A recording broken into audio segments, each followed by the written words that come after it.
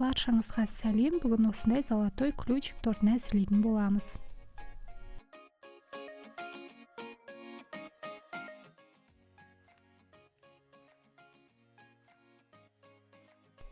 Алдымен 3 жұмыртқаның үстіне қант салып араластырамыз.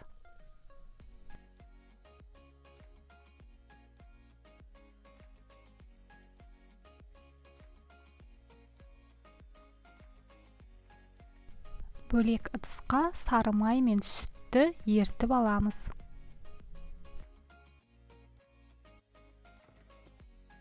Жұмыртқалы массаның үстіне разрыхлитель мен ұн салып, лопаткамен араластырамыз.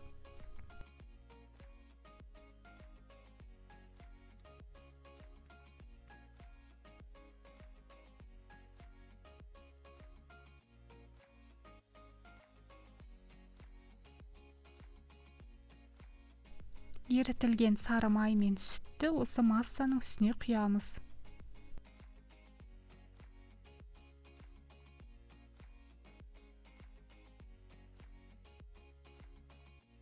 Он 18 немесе 20 диаметрлі формада 30-35 минут пісіреміз.